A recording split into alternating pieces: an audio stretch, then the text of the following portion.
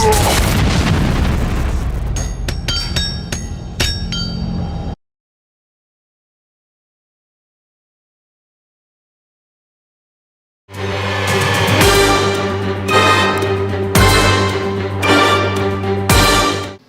to the review of Mask Maker vs Skull Grinder, or what the set should have been called Ikimu vs Kota. Just to get this out of the way, I hate that LEGO put these two in the same set, instead of putting them separately, and just give Kota the master creation and Ikimu nothing. Anyways, the set have 171 pieces, Ikimu having 80 pieces, Kota having 81 pieces, and this stand having 9 pieces, all having new parts and recolors. Also, since these sets are not alike for this review, I am going to start with Ikimu first, then Kota, and last the mask.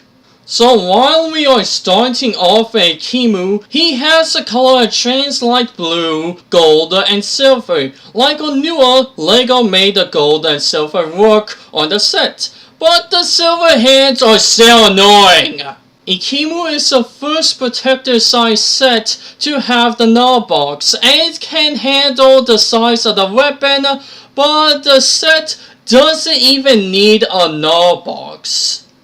Because one, the only thing that this guy at his size is going to hit are the protectors and Skull Scorpio. This is just a minor thing because you can just lift Ikimu up. 2, he have the same hit problem as Lewa with the null box. At least Ikimu don't have Windfly.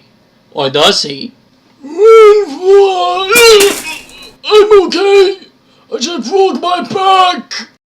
3, it has stun shooter on the melee weapon.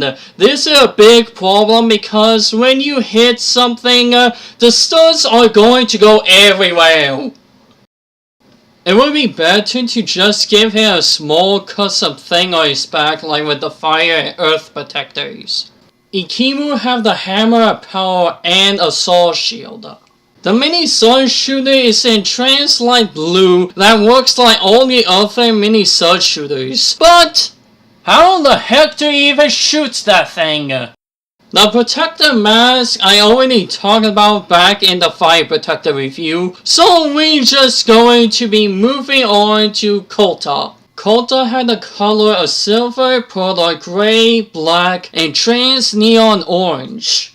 He's basically a boring and generic villain. There's nothing that makes him stand out as a leader of the Skull Army in the Wave 2 sets. He just looked like Skeletor Minion number 69. Plus, he has a spam of these pieces as well.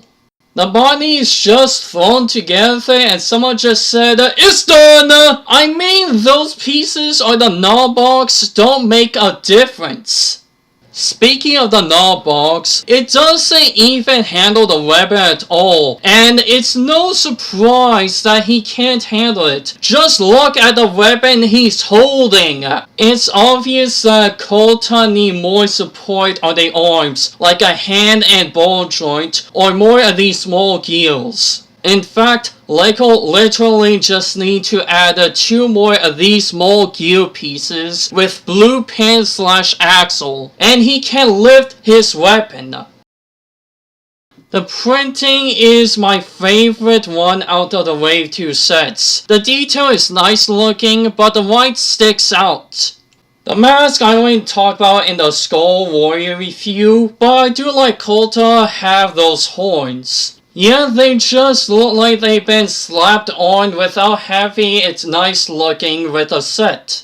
The weapons he have are a hook blade and a mask stealer staff. The staff can grab the mask, but due to this weapon being a staff, it would make sense to give him Skull Basher hugging function. Now the last thing is the mask of creation, but first the stand.